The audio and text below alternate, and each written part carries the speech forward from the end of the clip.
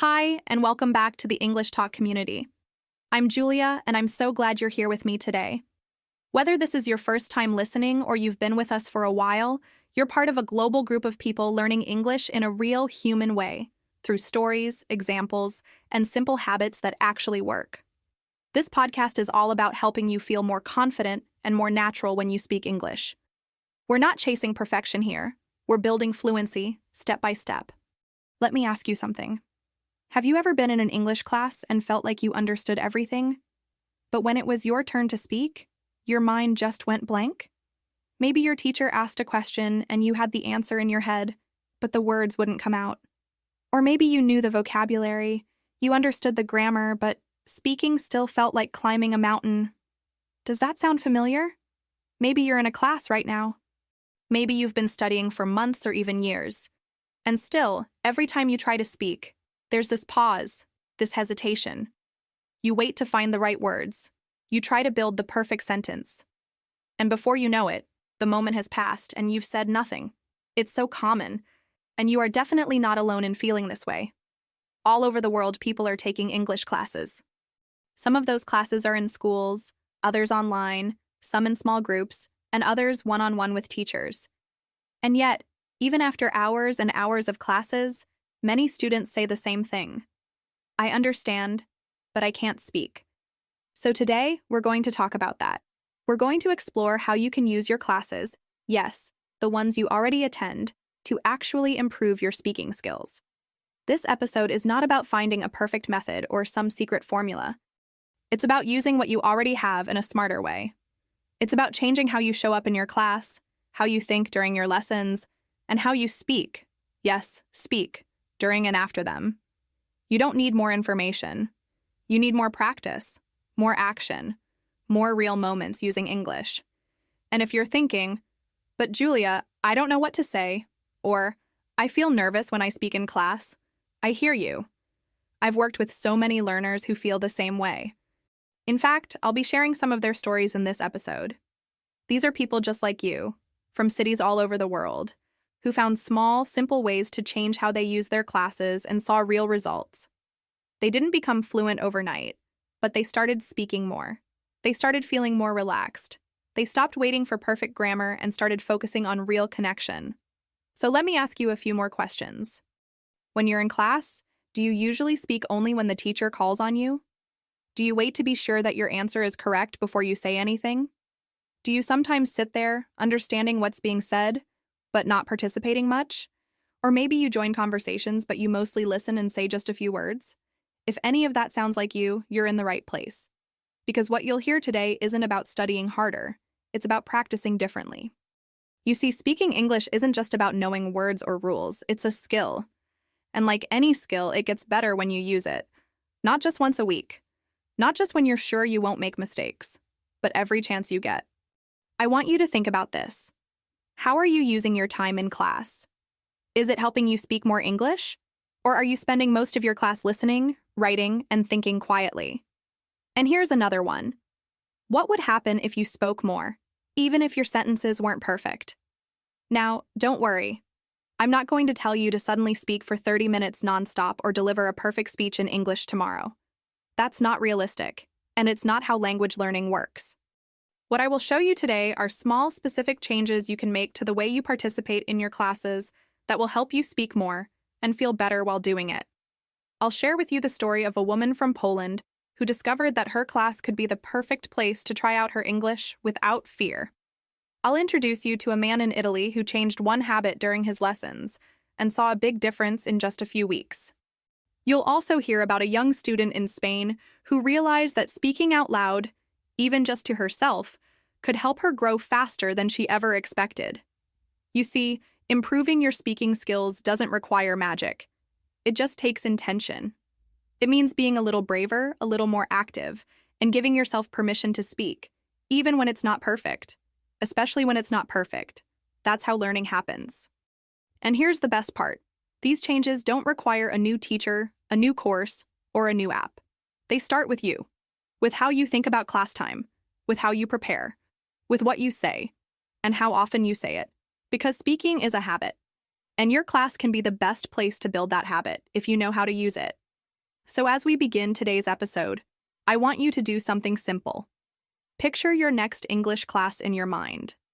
Think about where you sit, who's in the room, what your teacher usually asks, and now ask yourself, in that class, how often do you speak? Could you speak just a little more? Could you ask one more question, answer one more time, or even repeat one sentence out loud just to practice? That's where we'll begin. Right there, in your class. No matter your level, your location, or your experience, this episode is going to help you turn your class into a place where speaking happens. Not just studying, not just understanding, but real speaking, in real time, by you. Let's talk honestly about something a lot of learners experience but don't always say out loud. You're taking English classes. Maybe once a week, maybe every day.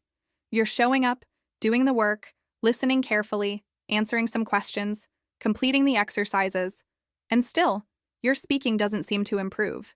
You still hesitate. You still search for words. You still feel nervous when someone asks you something in English. So why is that? Why does it feel like you're putting in time but not getting the speaking results you want? It's not because you're not smart. It's not because you're not trying. And it's definitely not because English is too hard. Most of the time, it's about how class time is used. The truth is, many traditional English classes simply don't give you enough opportunities to speak. They're often designed around listening, writing, and grammar activities. You learn about the language, but you don't get to use it actively enough. Think about the last class you attended. How much time did you actually spend speaking? Not just repeating a sentence after the teacher or reading a dialogue from the book, but really speaking, answering, reacting, sharing opinions, asking questions. In many classes, that kind of speaking takes up just a few minutes. And if you're in a group class with 10 or more students, that time becomes even smaller. Now, don't get me wrong, classes are valuable. A good teacher can guide you, correct mistakes, explain confusing parts of the language, and give you structure. But a class is just one part of your learning. What really matters is what you do in that class, how active you are, how much you challenge yourself to speak, even when you're not sure. And that's where many learners get stuck.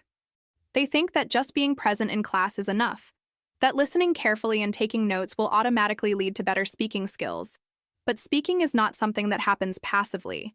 It happens through action, through trial and error, and through making speaking a habit, even in a classroom setting. I've seen this so many times. Students come to class, follow every instruction, get all the written answers correct, and still don't feel comfortable speaking. It's frustrating because it feels like you're doing everything right. But the reality is, understanding and speaking are two very different skills. Understanding is important, yes, but speaking is a different kind of challenge. It involves producing language, not just receiving it.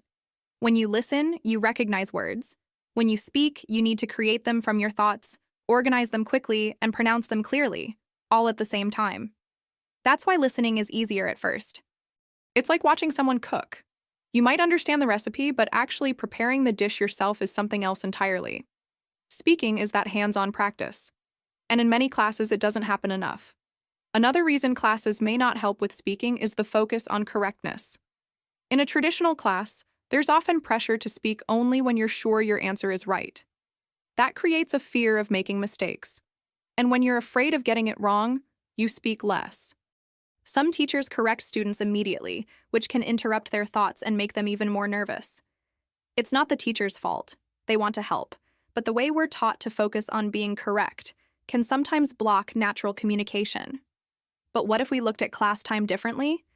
What if we saw it as a safe place to try, to experiment, to practice speaking without the pressure to be perfect? That small shift in mindset can make a big difference. Improvement doesn't come just from attending class, it comes from how you engage during class. Are you speaking up when you have the chance? Are you answering with more than one word? Are you using new vocabulary out loud? These small choices add up. Let me tell you something I've noticed in the most successful learners I've worked with. They take risks in class. They don't wait to be perfect. They speak anyway. They ask questions. They try to use the language even when they're not sure. They know that class time is limited, and they want to get the most out of it. And you can do the same. You don't need to wait for a teacher to call on you. You can raise your hand. You can respond to a classmate's comment. You can speak out loud during exercises instead of writing your answers silently. You can repeat sentences after your teacher, not just once but several times. You can ask questions that start real conversation. All of that counts as speaking practice. Even in quiet classes, you can create speaking opportunities for yourself. You can take a few seconds at the end of each lesson to say out loud what you learned today. You can read the new words from the lesson and make short sentences with them, right there, in class, or right after. You can review your class notes by speaking them instead of writing them. You can even pretend you're teaching the lesson to someone else. It may feel a bit strange at first, but these moments build fluency in a way that silent studying never will. Here's the big idea. Your class can be a speaking lab, but only if you treat it that way. If you sit back and stay silent, your speaking won't grow. But if you treat every class as a chance to open your mouth, even for a few seconds more than last time, you'll see progress. You'll feel it. And remember, it's not about speaking fast. It's not about speaking perfectly. It's about speaking more. Saying something, anything, even if it's simple, even if it's not 100% correct, is better than saying nothing at all. Every sentence you speak is a step forward. Every word you try out loud is one more drop of confidence. And that confidence builds over time, class by class, sentence by sentence. Let me tell you about Anna. She's from Warsaw, Poland, and she's been studying English for about 2 years. When I first met Anna, she was attending a group class twice a week at a local language school. She was committed, never missed a lesson, always did her homework, and kept a tidy notebook full of new vocabulary and grammar notes. On paper, she looked like the perfect student. Her teachers liked her classmates respected her, and she consistently got high scores in reading and writing tasks. But despite all of that, Anna had one big problem. She couldn't speak. In class, when it was her turn to speak, she froze. It wasn't that she didn't know the words, she knew them. She had studied them. But when it came time to put them together in real time, to respond to a question or join a conversation, her mind went blank. Sometimes she would smile and pass, letting someone else answer. Other times, she would try to speak but stop after a few words, frustrated that it wasn't coming out the way she had imagined in her head. Anna told me she felt like there were two versions of her, the Anna who understood English and the Anna who couldn't speak it. She said, "I know what I want to say. I just can't say it fast enough." That sentence stuck with me because it's something I hear all the time. The gap between what learners understand and what they can say is very real. And in Anna's case, the class wasn't helping her close that gap because she wasn't using the class to speak, only to listen and take notes. She wasn't alone. Her classmates were similar. The class was structured in a way that focused on grammar explanations, written exercises, listening tasks, and short question and answer moments. Speaking was part of the class, yes, but it was small. Often, each student got just 1 or 2 chances to speak for a few seconds during the entire hour. And when that moment came, Anna would feel the pressure to get it right. That pressure made her nervous, and the nervousness made her quiet. One day, during a break between lessons, Anna shared her frustration with me. I asked her how often she actually spoke during class. She thought for a moment and said, "Maybe once or twice, when the teacher asked something directly." I asked her what would happen if she tried to speak more often. She looked surprised and said, "But we have a plan. We follow the book. There isn't much time for everyone to speak more." And that's when something shifted. We started talking about how she could use the class differently, not by changing the teacher or the curriculum, but by changing her role in the room. I encouraged her to stop waiting for permission to speak and to start creating more chances for herself. She didn't need to dominate the class. She just needed to become more active, even in small ways. The next week, she tried something simple. Instead of waiting for the teacher to ask her a question, she raised her hand and offered to answer the first grammar example. Then she volunteered to read a dialogue aloud, not just her part, but both parts, once quietly, then again with more confidence. She stayed after class for a few minutes and repeated aloud some of the sentences from the lesson while walking to the bus stop. These were small changes, but they started something big. Over the next month, Anna found new ways to speak during class. When the teacher asked a question to the group, she answered out loud, even if someone else was faster. When there was pair work, she spoke first instead of waiting for her partner. She also started keeping a small notebook with useful phrases she wanted to use in real conversations. Every class, she tried to use at least one of those phrases, even if it didn't come out perfectly. What surprised her most was how quickly the fear started to shrink. She told me, "The more I spoke, the less afraid I felt. I still make mistakes, but I don't care as much anymore. I'm more focused on saying something, not on saying it perfectly." That's when I knew Anna was making real progress. Not just in her vocabulary or grammar, but in her confidence, her rhythm, and her ability to think in English while speaking. One day, the class had a discussion activity about travel. Anna shared a story about a trip she took to Barcelona. For the first time, she spoke for almost a full minute without stopping. Her teacher smiled. Her classmates nodded and asked her questions. Anna said she felt like something had clicked. It wasn't perfect, but it was real. She had a voice in English, and she had found it in the same class she used to freeze in, just by using it differently. What Anna learned is something every learner needs to hear. Your class is a tool, but it's how you use that tool that changes everything. She stopped being a quiet observer and became an active participant. She stopped trying to be correct and started trying to connect. She understood that the goal wasn't to speak like a native speaker. The goal was to speak as herself, in English, clearly and confidently. That change didn't happen overnight. There were still days when she struggled, when she couldn't find the words, when the nerves came back. But each time she reminded herself that silence doesn't lead to fluency. Speaking does. She kept showing up. She kept opening her mouth. And with each small step, she built something stronger than perfect grammar. She built fluency. Anna's story is just one example, but it's powerful because it shows what's possible when you stop waiting for the perfect moment to speak and start using every opportunity, no matter how small. It's not about changing your class. It's about changing your approach to it. That's where transformation begins. Let's be honest. Sometimes we want to speak more in class, but we don't really know how to ask for it. Maybe we feel shy. Maybe we think we'll annoy the teacher or take up too much time. Or maybe we're waiting for someone to give us permission, to tell us, now it's your turn. But the truth is, if you want to improve your speaking skills, you can't wait for the perfect moment. You have to create those moments. And sometimes, that means asking for them. One of the most powerful things you can do as a learner is to take responsibility for your own progress. Your teacher is there to guide you, but they can't read your mind.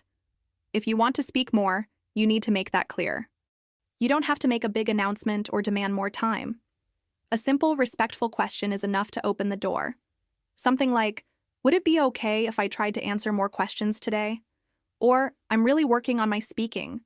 Could I share my thoughts on this topic too?" These small requests can change the way your teacher sees your participation. And once they know you're eager to speak more, they'll often find more opportunities for you.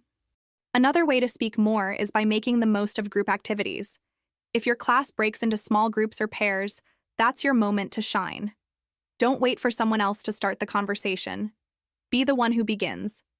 Say something simple like, "I'll go first," or "Let me try this one." It doesn't have to be perfect. It just has to be your voice. Group conversations are great because they feel less formal. There's less pressure and more chance to relax. And when you relax, your words come more easily. Now, let's talk about something that stops a lot of people from speaking more. The idea that everything you say needs to be perfect. That's a belief that's been taught to many of us for years. In school, we're often trained to wait until we know the right answer before speaking. But that mindset doesn't help with fluency. Fluency comes from speaking often, not speaking perfectly. So how do you let go of that need to be perfect? One way is to set a different goal for yourself. Instead of aiming for accuracy, aim for participation. Tell yourself, "I'm going to try to speak at least 3 times in class today." It doesn't matter if what you say is short or even if you make a few mistakes. What matters is that you spoke. Over time, this builds comfort, and comfort leads to fluency. You can also ask your teacher directly for more speaking opportunities in specific parts of the lesson. For example, if your class starts with a review, you might say, "Can I explain what we learned last time out loud?" Or if there's a reading activity, ask, "Can I summarize this part for the group?" Teachers usually appreciate when students take initiative like this. It shows you care about your learning and want to grow. And if you're not sure what to say, start with what you know. Use simple phrases. Keep your sentences short at first. That's completely fine. The important thing is to keep going. If you feel stuck, use language like, "I'm not sure how to say this, but or let me try to explain. These phrases give you space to think while still staying in the conversation. They also show your classmates and teacher that you're trying, and trying matters more than perfection. Another great tip is to prepare a few speaking points before class. If you know the topic in advance, think about what you might want to say. Write down a few ideas. Practice them out loud at home. Then, when the topic comes up in class, you'll feel more confident jumping in. You're not memorizing a script. You're preparing yourself to participate. And the more you do it, the more natural it feels. If your class doesn't include a lot of speaking activities, you can suggest some. You might say, could we try a short conversation exercise today? Or, would it be okay if we had a few minutes to talk in pairs before the next task? These suggestions don't have to be dramatic. They're just small ways to create more speaking space. And your teacher might be happy to hear them. Many teachers actually want more engagement from students, but they don't always know who's ready to speak more. There's also a lot of value in repetition. If you say something in class and don't feel good about how it came out, say it again. Ask your teacher if you can repeat the sentence, or say, let me try that again. This shows that you're focused on learning, not just performance. You're treating class like a practice ground, which is exactly what it should be. And if your class ends before you get a chance to speak, you can still find moments. Stay a few minutes after class. Ask your teacher a follow-up question. Repeat something from the lesson out loud on your way home. Call a classmate and review together by talking through what you learned. All of these things count. They may not happen during official class time, but they still strengthen your speaking muscles. One more thing. Don't underestimate how much you can learn from listening and reacting. If another student speaks, try to respond to them. Even if it's just a comment like, I agree, or that happened to me too, you're still engaging. You're still part of the conversation. The more often you do this, the easier it becomes to jump in when it's your turn. You might not always feel ready. That's okay. Most people don't, but you don't need to be ready to begin. You just need to begin. Speaking is a skill that grows with use, and class is your chance to use it as much as possible. The more you ask, the more you try, the more you speak, even with mistakes, the faster you improve. You'll go from quiet to confident, from hesitant to fluent. And it all starts with your decision to take that extra step, to ask for more, and to claim your space in the conversation. Let's talk about something simple, but surprisingly powerful. I call it the 3-sentence challenge. It's one of the easiest ways to build confidence in speaking English, especially in class. You don't need a perfect accent. You don't need a long, complex answer. You just need to say 3 full sentences out loud every time you have class. That's it. 3 sentences. No pressure to be impressive. No pressure to be perfect. Just speak. Why does this work so well? Because it gives you a clear and reachable goal. When you walk into class without a goal, it's easy to stay silent. You listen, you take notes, you think about what you could say, but you don't say it. The class ends, and you realize you didn't speak at all. The 3-sentence challenge stops that from happening. It puts a gentle structure around your practice. It tells your brain, today, I will speak at least 3 times. Not maybe. Not if you feel confident. You do it no matter what. You might be wondering, but what should I say? That's the best part. It can be anything. You can answer a question, give your opinion, or even just repeat something in your own words. Let's say your teacher explains a new vocabulary word. You can raise your hand and say, I think this word means something similar to, that's 1 sentence. Later, you hear a classmate describe their weekend. You join in and say, last weekend I went to the market near my house. That's 2. Maybe at the end of class, you say to your teacher, I enjoyed today's topic. That's 3. You've completed your challenge. At first, you might feel nervous. That's okay. Most people do.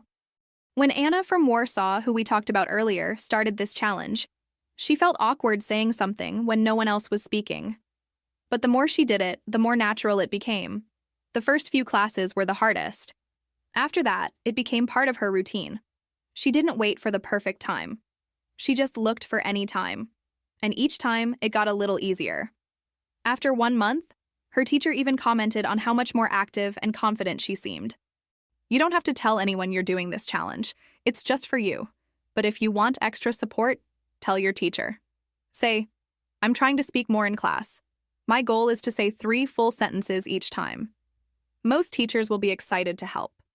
They might call on you more often or give you small moments to share your thoughts. They'll know you're trying and they'll want to support that effort. Now, if you're in a class where you don't get many chances to speak, you can still make this challenge work. You can say your sentences during group work, or even during break time. You might speak to a classmate before class starts. You can even speak to yourself while walking out of the room. The important part is using your voice. Hearing yourself speak English regularly trains your brain to produce words faster and more comfortably. And let's be honest, 3 sentences is not a lot. It takes maybe 1 or 2 minutes. But over time, this small action has a big effect. Think about it. If you have class twice a week and you say 3 sentences each time, that's 6 sentences a week. In 1 month, that's about 24 new moments of spoken practice. In a year, over 250 chances to speak. That's more than many students get in traditional classes without making the effort. It's not about volume. It's about consistency. Another great thing about this challenge is that it fits you. You decide when and how to use your sentences. If you feel confident, say something longer. If you feel unsure, keep it short. Maybe 1 sentence is a question, 1 is a comment, and 1 is a personal example. Or maybe all 3 are just simple responses like, "Yes, I agree. That's interesting, and I didn't know that." The point isn't to be brilliant. The point is to be active. I also want to mention that you're not being graded here. This is your personal challenge. No one's counting but you. And even if you only say 1 or 2 sentences some days, that's okay too. Progress isn't always perfect. What matters is that you're pushing yourself gently but consistently. You're saying to yourself, "I am here to learn, and that means I speak." Let me tell you about Luca, a student from Milan. He joined a speaking-focused class but still felt shy. He didn't know how to join conversations naturally, and he often waited too long to respond, missing the moment. I suggested he try the 3-sentence challenge. He started small, just 1 sentence per class, then 2, then 3. After a few weeks, he wasn't waiting anymore. He was starting conversations. His confidence grew, not because his grammar got better, but because he practiced using his voice. He built the habit. That's what this challenge is about, creating a habit. Habits change how we behave, and over time, they change who we believe we are. If you see yourself as someone who always participates, someone who always speaks at least 3 times, you start to believe you can speak. That belief is where fluency begins. You don't need a language partner. You don't need a fancy app. You just need a reason to open your mouth and speak. The classroom gives you that space. You're already there. You're already listening. So why not speak? Why not take 3 chances to make a mistake, or to try, or to connect? And one last thought. Speaking doesn't have to be original every time. You can reuse sentence patterns. If your teacher asks how your day was and you say, "It was busy but good," that's one. Next time you might say, "It was relaxing but short." You're using the same structure, but you're still practicing. Patterns help build fluency faster, and they're a great way to meet the challenge without overthinking. So next time you're in class, just remember, 3 sentences. Say them out loud. It doesn't matter what the topic is. It doesn't matter if your grammar is perfect. It doesn't matter if your accent isn't native. What matters is that you spoke. 3 full sentences. That's your challenge. Give it a try. See how it feels. See what happens when you make speaking a normal part of your class routine. Today, I want to tell you the story of Luca. He's from Milan, and like many English learners, he started out feeling unsure every time he stepped into class. Luca was the kind of student who always showed up. He listened carefully, took notes, completed every assignment on time. But there was one thing missing. He hardly ever spoke. And when he did, his voice was quiet, his answers were short, and he often looked uncomfortable, even when he knew exactly what to say. This isn't rare. So many learners experience this silent block where the mind knows, but the mouth hesitates. Luca once told me something that really stuck with me. He said, "I understand what people are saying. I know the grammar. I recognize the words. But when it's my turn to speak, my brain goes empty." And maybe that sounds familiar to you too. It's like the knowledge is in there, but it just won't come out when you need it. Luca thought he needed more vocabulary or better grammar. But the truth was he just needed more practice speaking, even if what he said was simple, even if it wasn't perfect. What changed things for Luca wasn't a new textbook or a special app. It was one small decision. One day, he simply told himself, I'm going to speak at least once in every class. That's it. No rules about how long, no pressure to be clever. Just one time, one sentence. That decision changed everything. Because that day, he raised his hand for the first time in weeks. The teacher had asked a question about travel preferences, and Luca said, I like visiting cities with history. It was a short sentence, maybe even a little awkward, but he said it, and that moment started something. His teacher smiled and responded with encouragement. Interesting, Luca. What kind of historical places do you like? That question gave him space to say something more, so he added, I enjoyed Athens. The ruins were beautiful. That moment turned into a small exchange. Nothing dramatic, just a few lines. But the feeling that came afterward, that was powerful. Luca said he walked home that day with a different kind of energy. Not because he had impressed anyone, but because he had pushed through his fear. He had spoken, and the world hadn't ended. The next class, he did it again. This time he made a comment about a news article they had discussed. It was difficult to read, but I liked learning about other countries. Again, simple, but again it was spoken. And this time another student responded. That back and forth created a mini conversation, and Luca began to realize something important. His classmates weren't judging him. In fact, they were interested in what he said. They wanted to connect, just like he did. Over the next few months, Luca kept his personal goal. One sentence every class, then 2, then 3. Slowly, he stopped counting. Speaking became part of his rhythm. He stopped waiting for the perfect sentence and started enjoying the act of expressing himself. And his teachers noticed. One teacher, Miss Karen, told him, Your progress isn't just in vocabulary, it's in your voice. You sound more sure of yourself. That kind of support made a big difference. She encouraged him gently, always giving him chances to join discussions without forcing it. She didn't correct every mistake. Instead, she focused on building his confidence. That's something we don't talk about enough in language learning. Confidence is just as important as vocabulary. When students feel supported, not judged, they're more likely to take risks. And language learning is full of risks. Every time you speak, you risk making a mistake, or not finding the word, or saying something unusual. But when your teacher believes in you, and when you give yourself permission to be imperfect, you learn faster. Luca's other teacher, Mr. Ben, used a helpful technique. He asked open-ended questions and waited patiently. He didn't fill the silence too quickly. That gave Luca time to think. It's a small detail, but powerful. When teachers give you space to speak and show they're listening, it encourages you to try again next time. Luca once said that knowing his teachers were on his side made all the difference. He knew he could speak without being interrupted or laughed at. Another thing that helped Luca was joining group activities. In the beginning, he avoided them. He would sit with others but not say much. Then one day, during a role-play activity, he got paired with a classmate named Clara. She was friendly and easy to talk to. They had to act out a restaurant scene. Luca was the customer. He said things like, I'd like to order pasta, please, and could I have some water? Again, simple phrases, but the interaction made him laugh. It felt real, like something he might actually say in real life. That experience made him more open to speaking in small groups. It became a regular part of his learning routine. He also started reflecting after each class. He would write down the sentences he had spoken that day, just quick notes. It helped him see his own progress. At first, it was short phrases, then full sentences, then full thoughts. Seeing his growth written down gave him motivation. He realized he wasn't the same student from before. He was becoming someone who speaks. One of Luca's proudest moments came during a class discussion about future goals. He shared that he wanted to travel more and maybe even work abroad one day. He said, I want to feel confident in English so I can make friends and live new experiences. It was a personal, honest sentence. His classmates nodded. His teacher smiled. That was the day Luca stopped feeling like the quiet student. He was now a speaker, someone who contributes, someone who participates. What I love about Luca's story is that it reminds us how small actions lead to big change.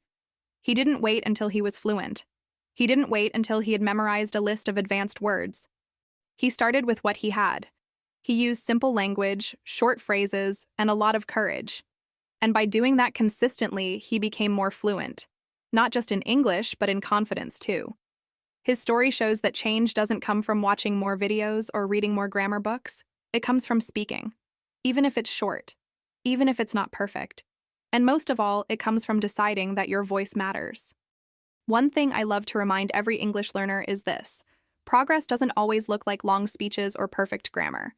Sometimes progress is a simple sentence, a quiet, "I agree," a small comment like, "That's interesting," or even just repeating a word out loud in class. These are what I like to call small wins. And today, we're going to talk about why these small wins matter more than you think. It's easy to ignore them. You might finish a class and feel like, "I didn't say much today," or "I only spoke one sentence." But here's the thing. Every single time you speak even just a few words, you're training your brain. You're building that bridge between what you know and what you can say. And every time you speak out loud, even a tiny bit, you're getting better. That's not just motivation talk. That's how the learning process works. Let me tell you about something I noticed with a group of beginner students in a class I visited once. There was this young woman named Elise from Lyon. She was very quiet in the beginning. During the first few classes, she didn't say anything unless the teacher asked her directly. But one day, during a conversation about hobbies, another student said they liked cooking. And out of nowhere, Elise said, "Me too." That was it. Just 2 words. But the entire class turned and smiled at her. And the teacher said, "Great, Elise, what do you like to cook?" She answered, "Pasta." Again, simple. But those were her first voluntary words in that class. From the outside, it might seem like a small moment. But for Elise, it was huge. That little sentence broke a wall. She had spoken on her own, and she had been understood. That gave her a confidence boost, and after that, she started speaking more. Slowly, over weeks, she built on that first win. Me too turned into, "I like pasta." Then, "I like pasta with vegetables." Then, "I learned to cook pasta with my grandmother." Her English didn't change overnight, but her confidence did. And that confidence helped her unlock the language she already knew. Now, I want you to think about your own learning. Do you notice those small wins when they happen? If not, you might be missing out on one of the most powerful tools you have, your own progress. Start paying attention. The next time you say something in class, no matter how short, pause for a moment afterward. Recognize it. That was a win. That was you speaking English in real time. That matters. Some learners keep a small notebook. After class, they write down every time they spoke. It doesn't have to be long, just a list like, "I said, yes, I think so. I answered one question. I joined the group discussion. I said one full sentence without stopping." Over time, you can flip through those pages and see how far you've come. When you're feeling stuck or discouraged, you can go back and say, "Look at this. I used to be afraid to speak, and now I'm saying something every time." That kind of personal record is more than a journal. It's proof that you're improving. Another way to track your small wins is mentally, in real time. In class, after you say something, just smile to yourself and think, "That was my win for today." You don't need applause. You don't need someone else to recognize it. You just need to feel it. And if you can, share it with someone. A friend, a classmate, or even post it somewhere that reminds you, "I'm doing it. I'm using my English." Let's talk about examples of what small wins can sound like. Imagine your teacher asks a question about weekend plans. You don't need to give a long, detailed answer. You can say something like, "I'm going to relax," or "I'll meet my friend." That's enough. That's real communication. It's short, it's natural, and it's a win. Or imagine you're in a group and someone gives their opinion. You can say, "That's interesting," or "I didn't think about that." These phrases are small, but they show you're participating. They show confidence, and they open the door for more conversation. Even questions can be small wins. If you ask your teacher, "Can you repeat that?" or "What does that mean?" That's communication. That's using English. You're showing that you're engaged, that you care, that you want to understand. And asking questions is one of the most powerful tools in speaking. It's how conversations grow. So don't feel bad if you're not giving long answers yet. Questions are just as valuable. Sometimes learners compare themselves to others and feel like their progress is too slow. Maybe your classmate can speak more fluently or use more advanced words. But remember, Every learner has a different path. You don't need to sound like anyone else. You just need to keep moving forward. And every small win is a step in that direction. Don't measure your progress only by big moments. Measure it by how often you show up and try, because that's what builds real skill. Confidence isn't built by waiting until you're perfect. It's built by taking small actions regularly. It's built by saying something simple, seeing that it works, and trying again.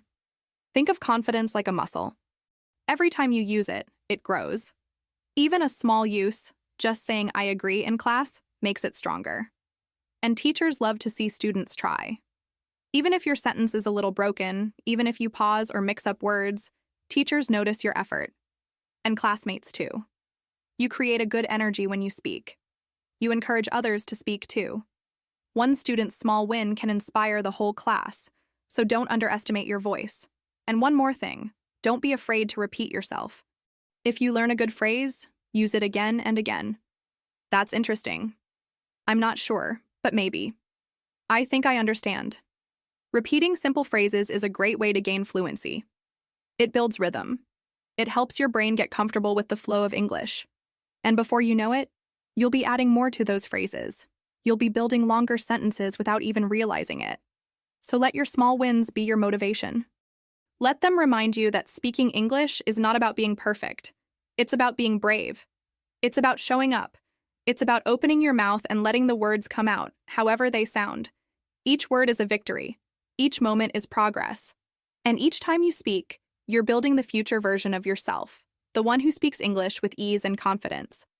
One of the most powerful changes you can make in your English learning journey doesn't require extra time. It doesn't need a new textbook or a new app. It's about what happens in your head, how you think. Today, I want to talk about something that can make your English speaking faster, smoother, and more natural over time. It's the habit of thinking in English. And yes, you can start building that habit right inside your class time. Now, I know that many learners are used to translating. It's totally normal. You hear something in English, you quickly try to find the meaning in your language, then you think of your answer in your language, translate it into English, and then you speak. That's a lot of steps. And it's no surprise that sometimes by the time you're ready to speak, the conversation has already moved on. You feel slow. You get frustrated. And it's not your fault. Translation is a habit many of us start with. But here's the truth. To speak more fluently, you have to reduce that translation time. You have to move toward thinking directly in English. That's how you start building real fluency. And the good news is, you don't need to wait until you're fluent to begin thinking in English. You can start right now, even at a beginner level, during class. Let's talk about how. First, I want you to try this. The next time your teacher asks a question, don't rush to answer. Instead, pause for a second and try to form the sentence in English in your mind, even if it's simple. For example, if the teacher says, "What did you do yesterday?" and your first thought is, "I went to the store." Say that directly in English in your mind, without translating from your language. Even if that's the only sentence you form that way in the whole class, it's a win. Many learners ask me, "But how do I start thinking in English if I don't know many words?" That's a fair question. And the answer is, start with what you know. Use simple words. Instead of thinking, "I'm not sure how to say that," think, "What do I already know that I can use here?" Maybe you can't say, "I went to the supermarket to buy ingredients for dinner," but you can say, "I went to the store, I bought food." That's enough. You're thinking in English. You're training your brain. One tip I love is this. During class, choose one short sentence to build in your mind in English before you say it. Just one. It can be anything. "This is easy." "I understand this." "I don't like this part." Keep it short. Keep it natural. You don't need complex ideas. The point is to let your brain start making those direct connections between ideas and English words, without going through your native language. And if you're in a group class and you're not the one speaking, that's a perfect moment to practice. Listen to what your classmates say. Then, in your mind, answer the same question as if the teacher had asked you. Form the answer silently in English. It's practice. And it builds the habit. I remember talking to a student named Marta from Porto. She was in an intermediate class and felt frustrated. She said, "I understand everything, but I freeze when it's my turn to speak." We talked a bit, and I asked her, When you're listening in class, do you think in English or in Portuguese? She said, always in Portuguese. So we made a plan. She would choose 2 moments in every class to try thinking in English, just short sentences, even in her mind. She started doing that. And within 2 weeks, something amazing happened. She started answering faster. She didn't hesitate as much. She said it felt more automatic. Not perfect, not always fluent, but smoother. And that's because her brain was getting used to the rhythm of English, not just the words. Thinking in English is not just about words. It's about rhythm, sound, and structure. When you build the habit of forming thoughts in English, you stop seeing the language as something you translate and start seeing it as something you live. You begin to build what I call mental shortcuts, connections that let you speak with less effort. Let me give you a few more small ways to practice this during class. 1 is to label things in your mind. If your teacher walks in, think, teacher. If the lesson is about food, think, food. If someone makes a joke, think, funny.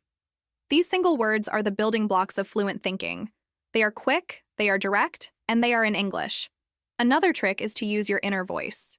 You know that voice inside your head that talks during the day? Start letting that voice speak English during class. When the teacher gives an instruction, repeat it in your head in English. If your classmate makes a comment, react in your head in English. Oh, that's cool. I don't agree. I didn't know that. These tiny reactions are great practice. You're building that English voice in your head, and that's the voice that helps you speak aloud later. Now, if this feels strange at first, that's okay. It's new. It takes time. But I promise, the more you try to think in English, the easier it becomes. And class time is the best moment to do it. You're surrounded by English. You're focused. You're listening. Use that energy to train your brain. Every thought counts. I want to challenge you to try something in your next class.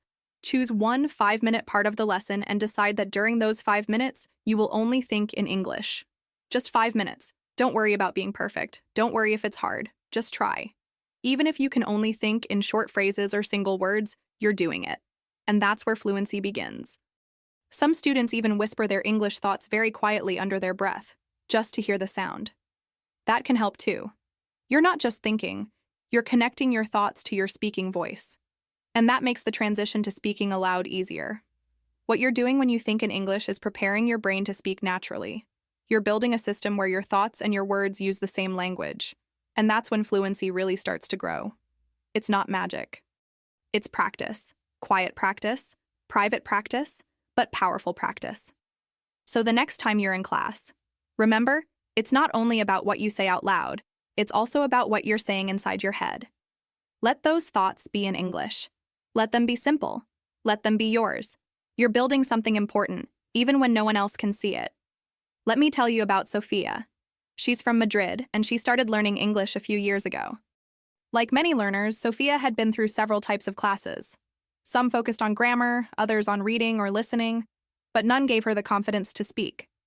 She could write emails, understand TV shows with subtitles, and even pass written tests. But when someone asked her a simple question in English, her mind would go blank. She felt nervous, unsure, and sometimes embarrassed. Then she found a class that was different, a speaking-focused class. This class had one rule: you had to speak.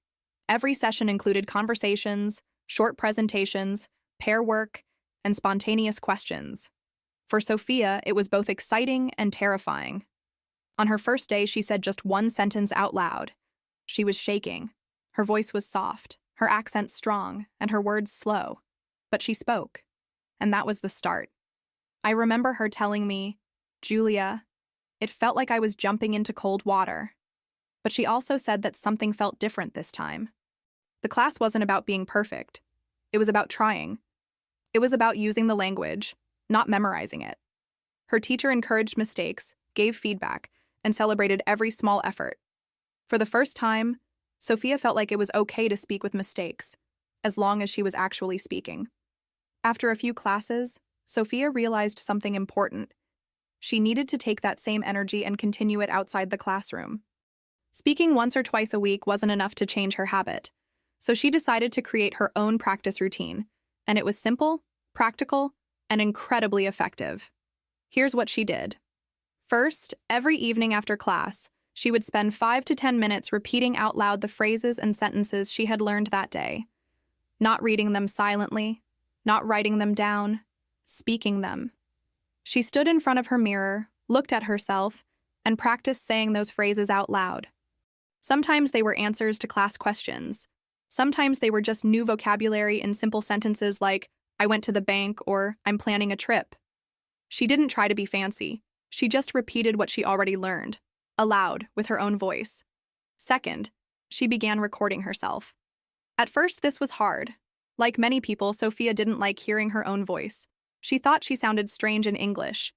But she pushed through that discomfort because she wanted to improve. She used her phone to record short voice notes. Sometimes she answered pretend questions like, "What did you do today?" or "What do you think about music?" Other times she would simply retell something she had learned in class. It didn't need to be long.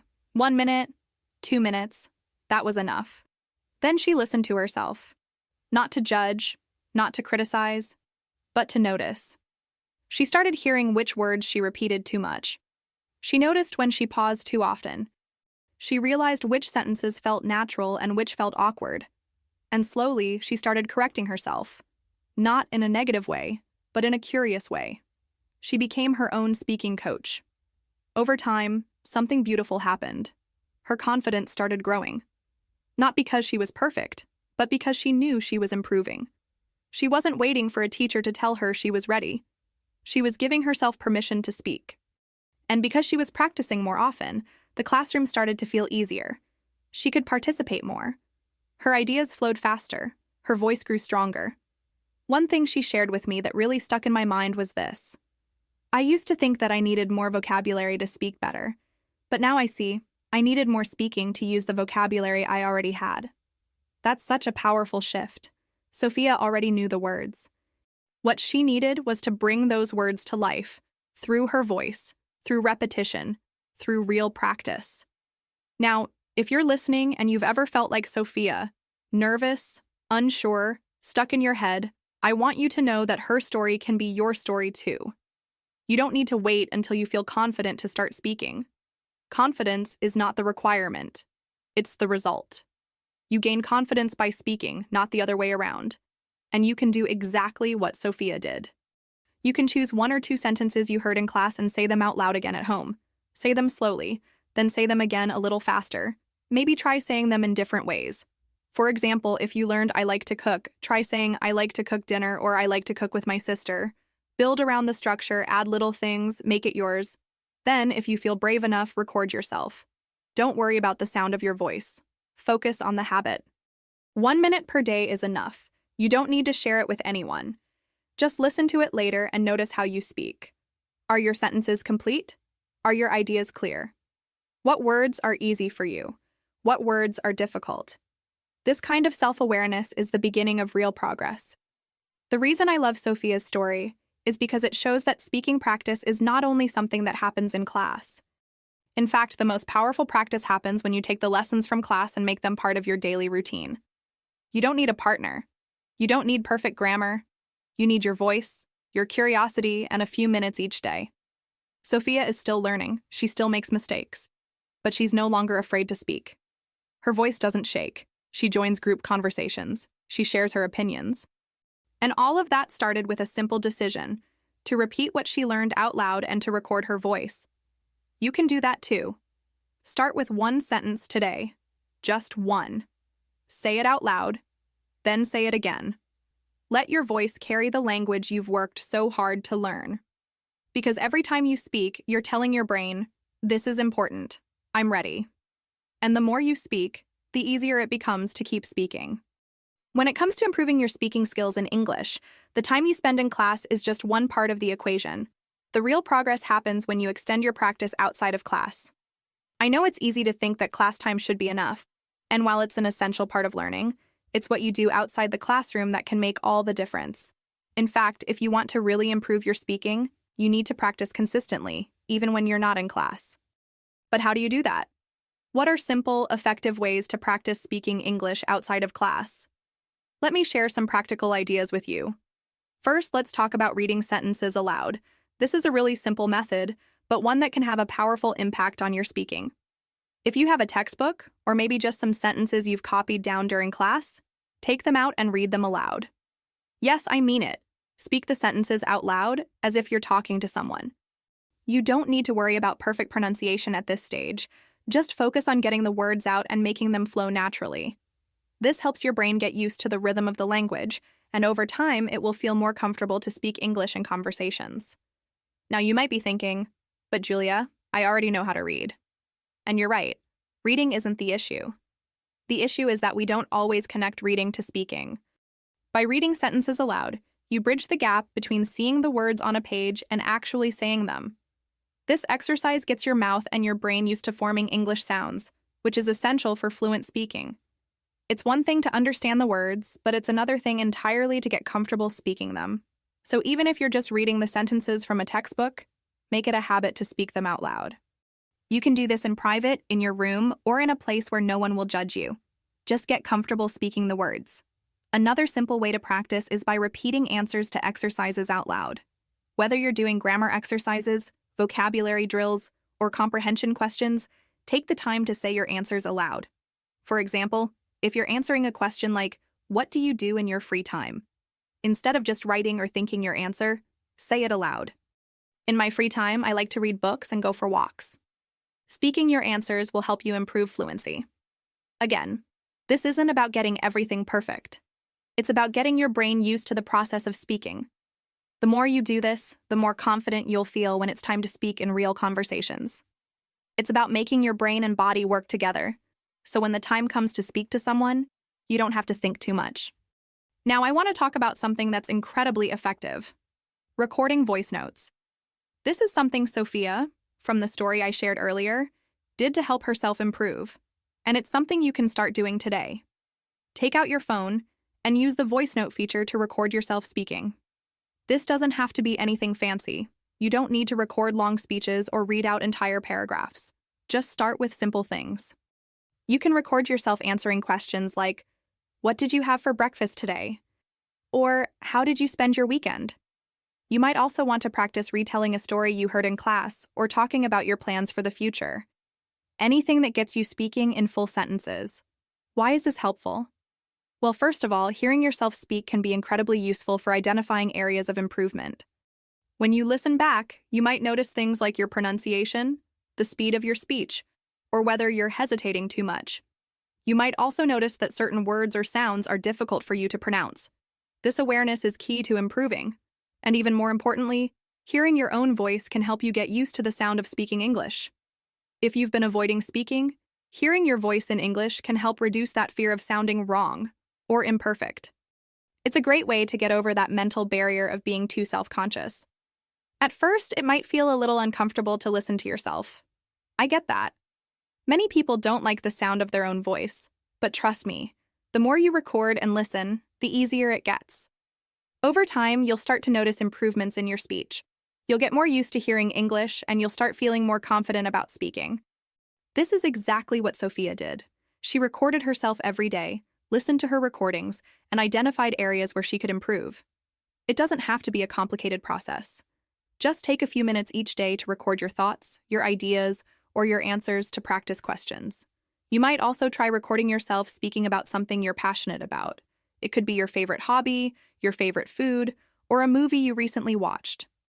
When you talk about something that excites you, it's easier to speak naturally, and you won't feel as self-conscious. You might even surprise yourself with how much you can say when you're talking about something you enjoy. This type of practice is incredibly effective because it simulates real-life situations. When you're in a conversation, the more you can talk about things that matter to you, the easier it will be to keep the conversation going. Another way to make this practice effective is to challenge yourself.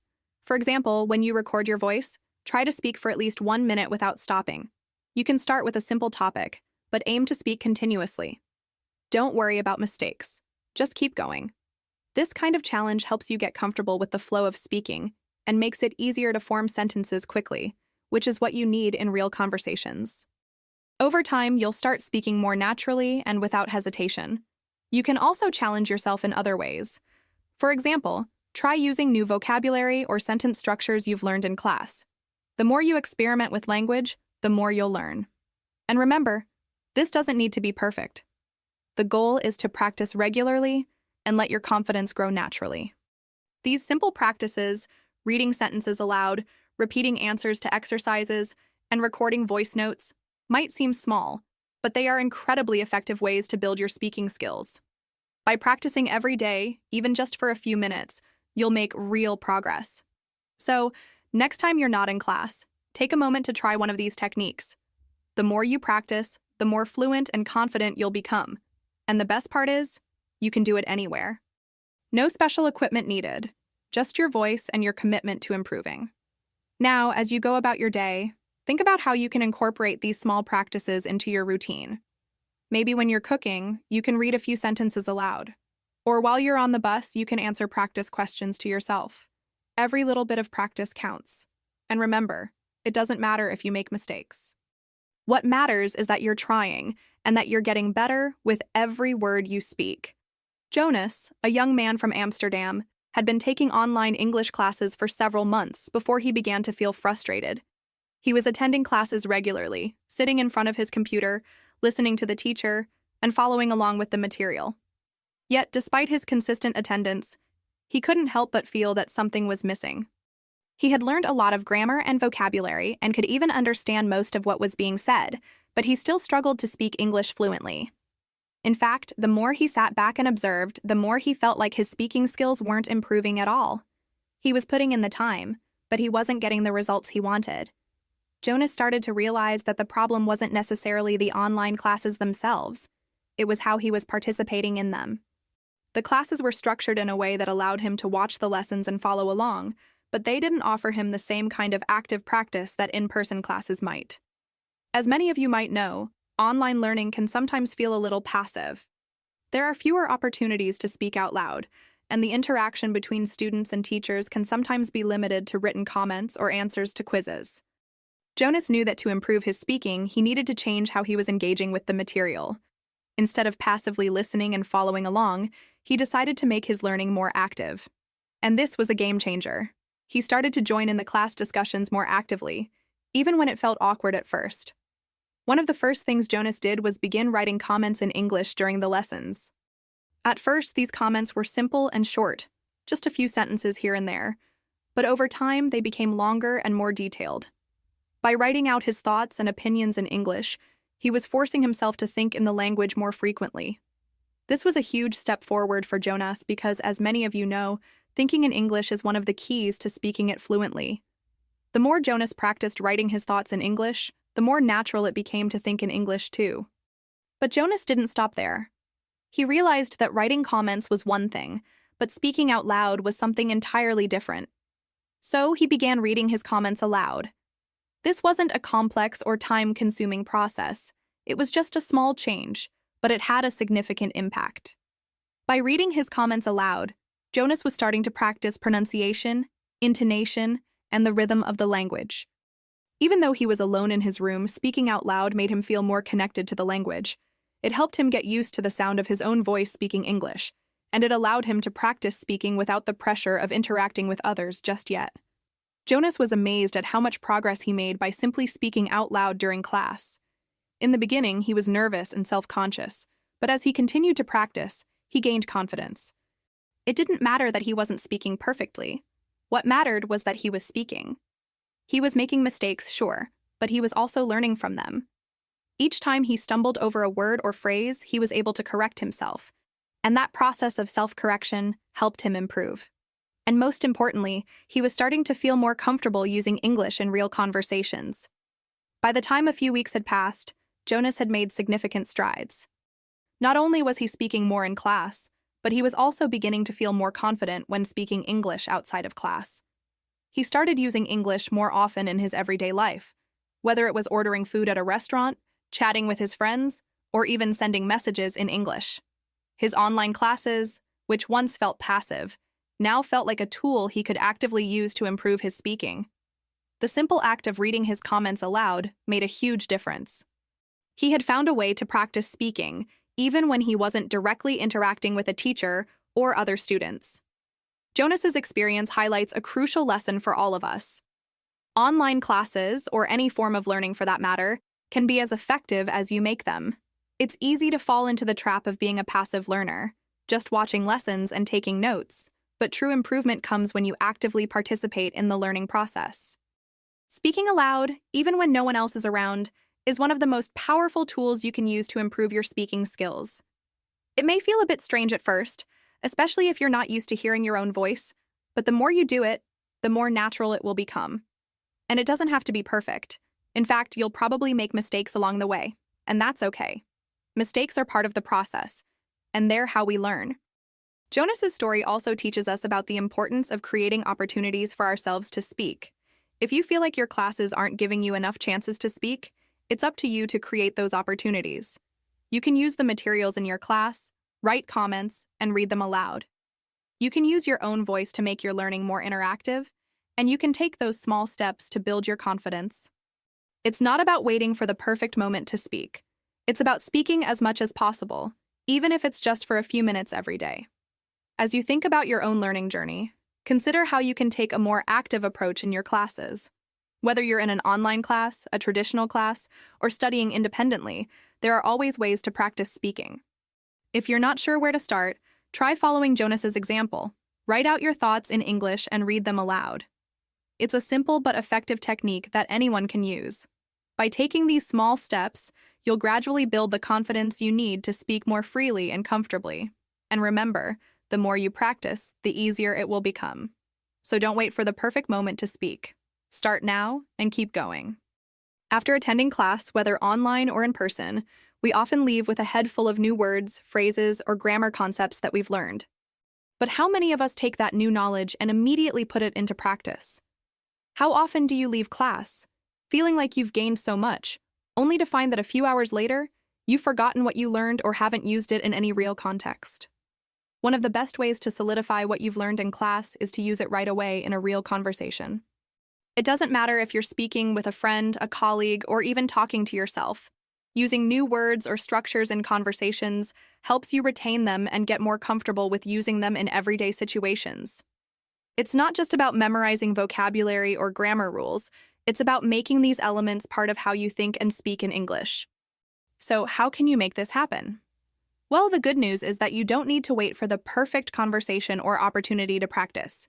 You can start small and use the lessons from class in simple everyday situations. For example, let's say you've just learned a new set of phrases for expressing opinions like, I believe, or in my view. Instead of leaving these phrases in your notes, try using them in a conversation right after class. If you're with a friend, you could say, in my view, that movie was really interesting. If you're by yourself, you might think to yourself, I believe I can do this task better next time. It might feel awkward at first, but the more you practice, the more natural it becomes. For example, let's take Laura, a student from Berlin who has been learning English for over a year. She often struggled with expressing her thoughts clearly in English. After attending class, she realized that she was leaving class with a ton of new knowledge but wasn't using it outside of class. So she decided to change that. One day, after learning new phrases for talking about experiences, things like, I've never done that before, or that was a great experience, she decided to start using these phrases in her daily life. She was at work, talking to a colleague, and instead of sticking to simple phrases like, I like, or I think, she took the chance to say, I've never tried this kind of project before, but I'm excited to see how it goes. The more she did this, the more confident she became in using these phrases naturally, and soon it didn't feel like an effort anymore. It felt like second nature. Another great way to use what you learned is to practice speaking to yourself. This may sound a bit strange, but it's actually one of the most effective ways to improve fluency. In fact, it's something that many advanced speakers do regularly without even realizing it. When you talk to yourself in English, you're practicing thinking in English, constructing sentences on the fly, and testing out what you've learned without the pressure of someone else listening. Take Thomas, a student from Paris. He had been learning English for a while but still felt unsure when it came to speaking in real-life situations.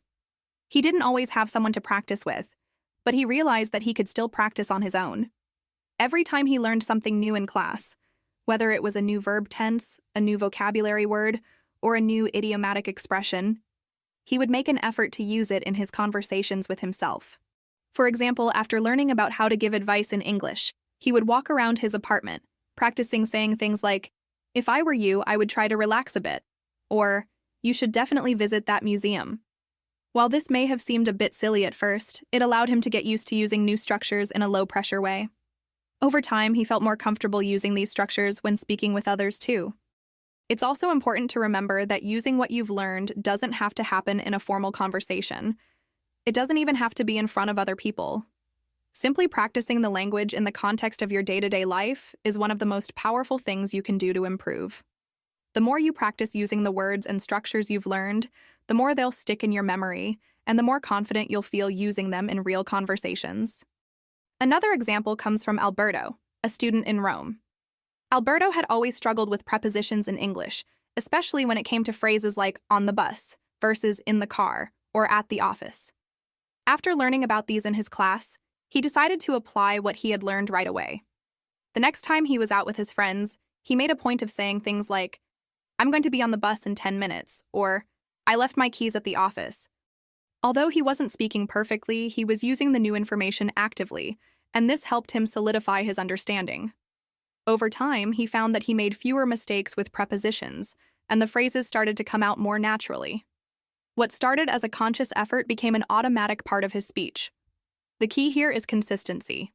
Every time you use what you've learned in class, whether it's a new word, phrase, or grammar structure, you reinforce that learning. The more you use it, the more you internalize it, and the easier it becomes to access when you need it. Just like when you're learning a new instrument or practicing a sport, the more you practice, the better you get. The same principle applies to language learning. The best part is that you don't need to wait until you're fluent or perfect to start practicing what you've learned. It doesn't matter if you make mistakes. The important thing is that you're using the language and pushing yourself to get more comfortable with it. Whether you're talking to someone else, talking to yourself, or just thinking in English, every little bit of practice helps. And with time, you'll notice that your fluency improves. You'll find yourself speaking more easily without having to pause and think so much. The more you practice, the more natural English will feel.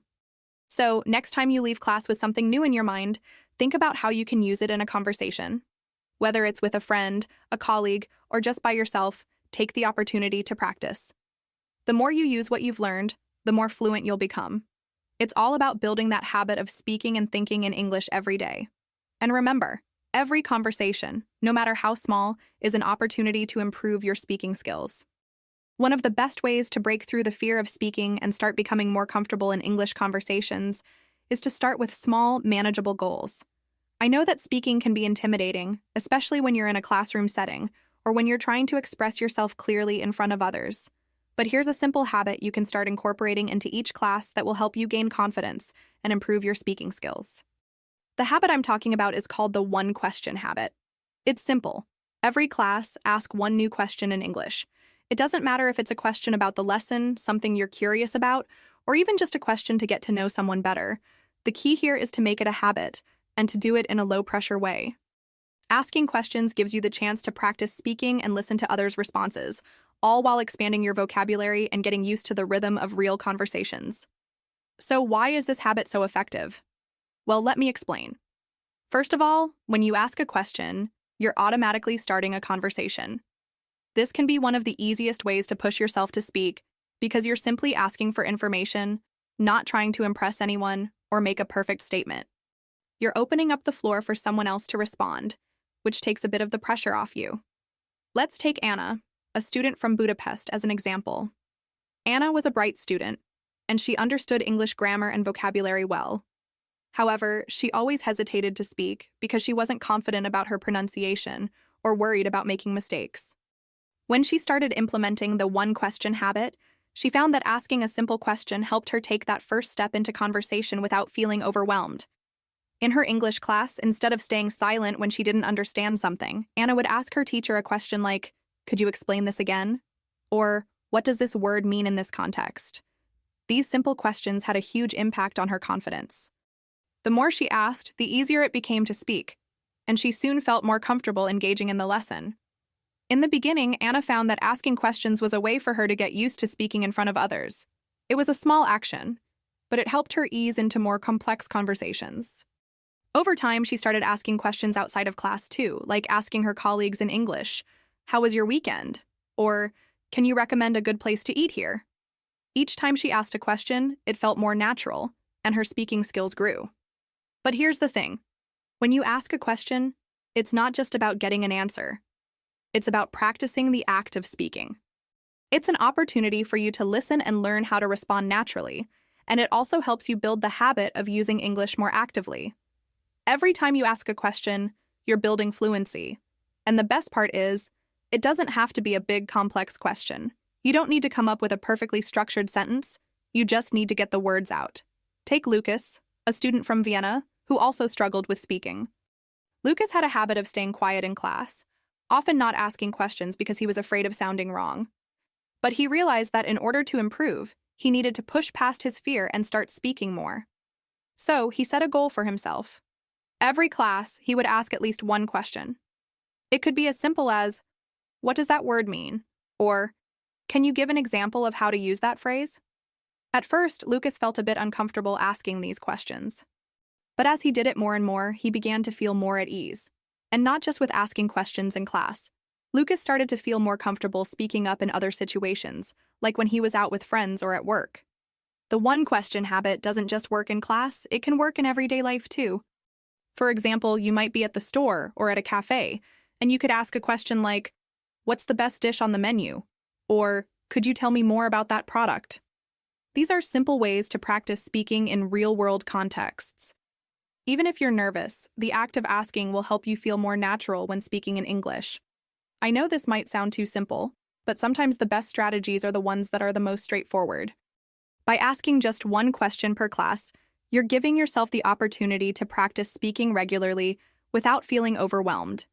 You're also creating a habit that helps you move from thinking in English to speaking in English, which is one of the most important steps in improving fluency. It's about making speaking a natural part of your learning process. And let me tell you, it works for everyone. I've seen countless students transform from being shy and hesitant to becoming more confident speakers simply by committing to asking one question per class. It may start small, but over time, it builds up. As you practice, you'll notice that asking questions becomes more natural, and soon enough, you won't be afraid to speak at all.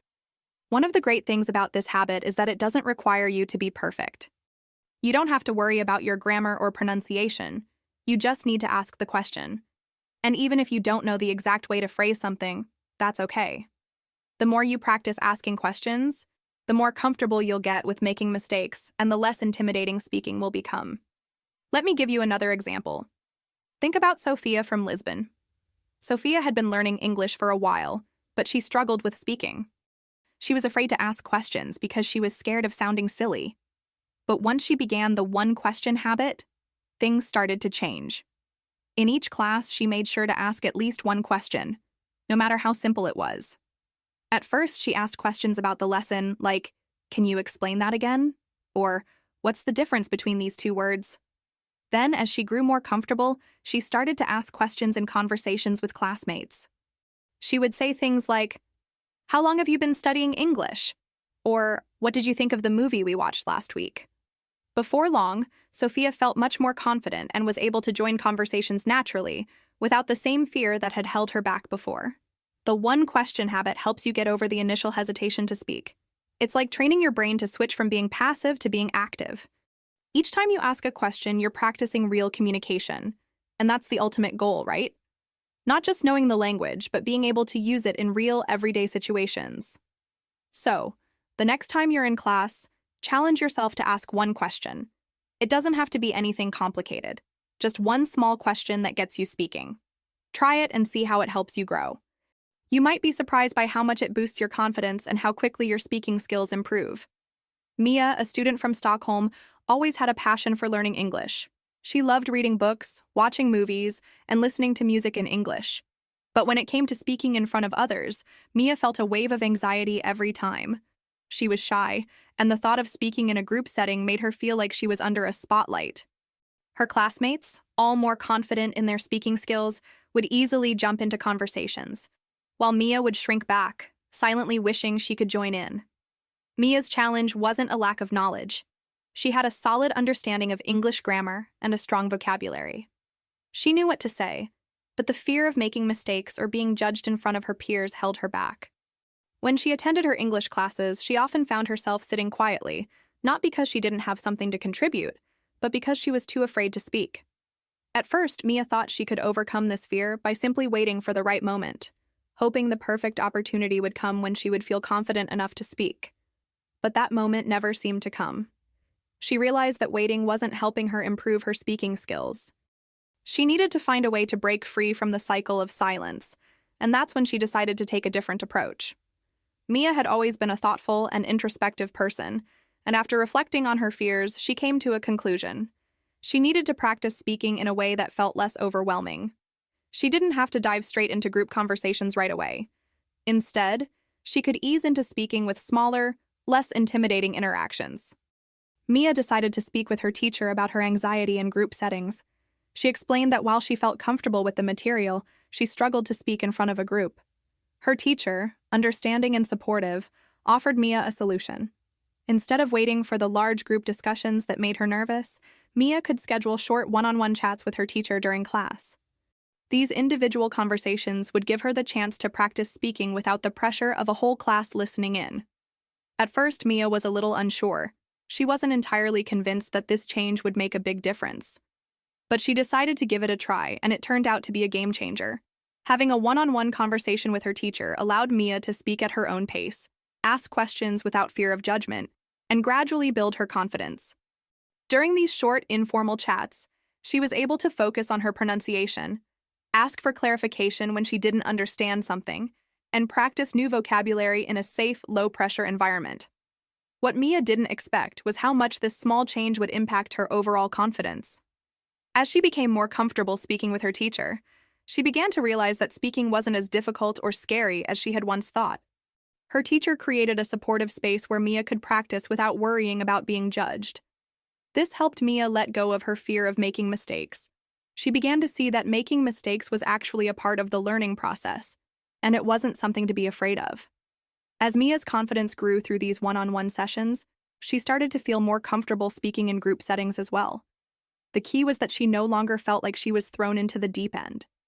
Instead, she had built a solid foundation of practice, and when the group discussions came around, she was ready to participate. It didn't matter if she made a mistake. She had already learned how to recover and keep going. Mia's transformation wasn't instantaneous. It took time and consistent effort, but over the course of several weeks, she noticed a significant shift. She went from being the quiet student who rarely spoke to someone who could confidently join group discussions and contribute her thoughts. The fear that had once held her back was slowly replaced with the excitement of using English in real conversations. She realized that her progress wasn't just about speaking perfectly. It was about using the language, making mistakes, learning from them, and continuing to move forward. What Mia's story teaches us is that sometimes a small change in how we approach our challenges can lead to big improvements. For Mia, asking her teacher for one-on-one chats was the key to unlocking her confidence. It gave her the opportunity to practice speaking in a more controlled environment, which helped her gain the skills and the courage to speak in front of others. This is an important lesson for all of us. If you're feeling shy or nervous about speaking in a group, it's okay to take a step back and find a solution that works for you. There's no rule that says you have to start speaking in front of a large group right away. In fact, many learners find that smaller, more intimate conversations are the perfect way to build confidence. If you're struggling with speaking, try asking your teacher if you can have a one-on-one conversation or practice in smaller groups. These small changes can make a big difference in how comfortable you feel with speaking. Mia's journey also reminds us of the importance of being patient with ourselves. Learning to speak a new language is a process, and it's perfectly normal to feel nervous or unsure at times. But just like Mia, you can take steps to make that process easier for yourself. Don't be afraid to ask for what you need in order to feel more comfortable. Whether it's more speaking time in class, smaller group discussions, or one-on-one sessions, taking charge of your learning experience is an empowering step toward improving your speaking skills. Mia now speaks with a level of confidence she never thought possible. What once seemed like an insurmountable challenge has become a manageable, even enjoyable part of her learning experience. And while she still has moments of hesitation, as we all do, Mia has learned that the most important thing is to keep speaking, keep practicing, and keep pushing through the fear. Because as she discovered, the more you speak, the easier it gets. Let's take a moment to reflect on the key ideas we've talked about today. Improving your speaking skills is all about consistency, small changes, and overcoming the fear of making mistakes. I know it's easy to feel like you need to speak perfectly or be completely fluent before you can start contributing to conversations. But that's simply not the case. Remember, speaking is a skill, and like any skill, it takes practice. The more you speak, the more fluent and confident you will become. First, we discuss the importance of speaking, even if it's not perfect. Perfection isn't the goal here. Fluency and confidence are. Every time you speak, you are building your speaking muscles. Don't worry about making mistakes. They are part of the process.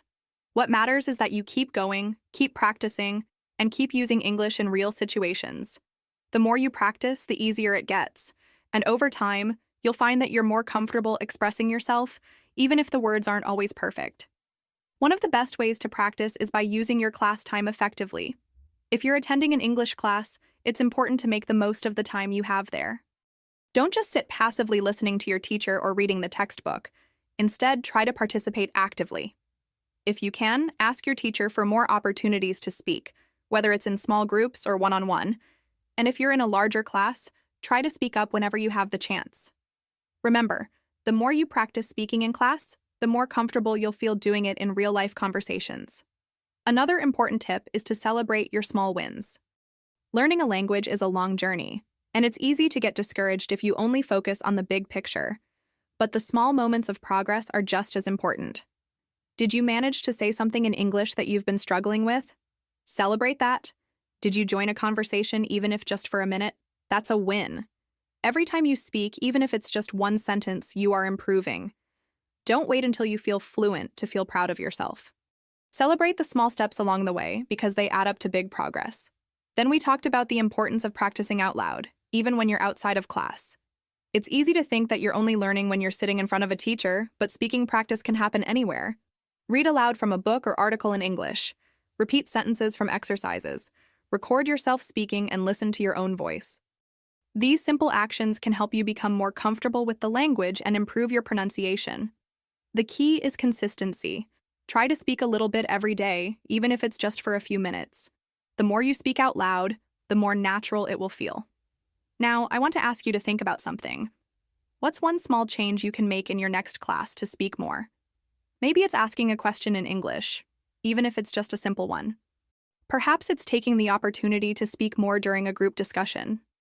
Maybe it's setting a goal for yourself to say at least one sentence aloud during class.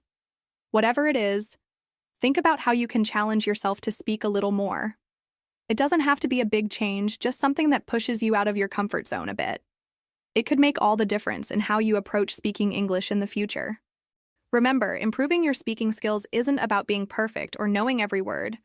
It's about using the language as much as possible and building your confidence one step at a time.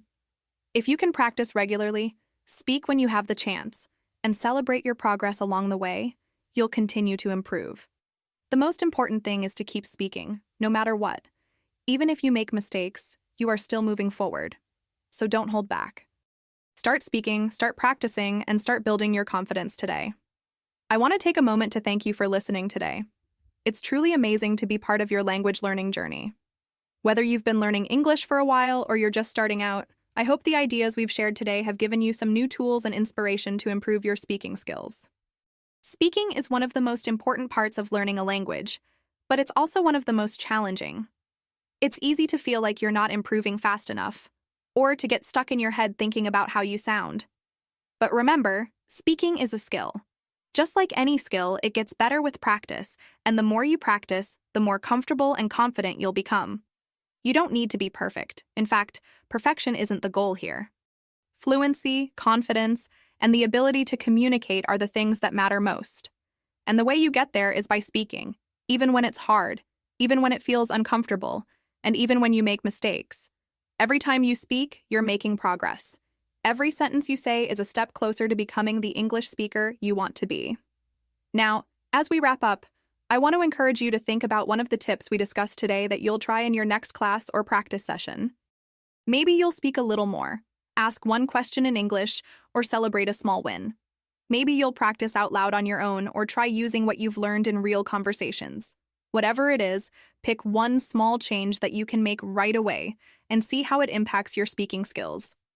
Don't wait for the perfect moment. The best time to start is now. If you found today's episode helpful, I would love for you to subscribe to the podcast so you never miss an episode. And if you enjoyed what we talked about today, please leave a review. Your feedback helps us reach more listeners and share these tips with even more people who want to improve their English.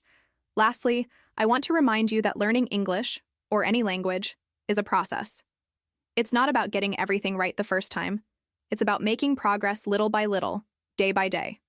So, I encourage you to stay consistent, keep practicing, and remember that every step forward counts. You've got this. Thank you again for being here with me today. I'm excited to continue this journey with you, and I can't wait to hear how you're improving your speaking skills. Keep going, and remember, the more you speak, the more you'll grow. Take care, and I'll talk to you soon.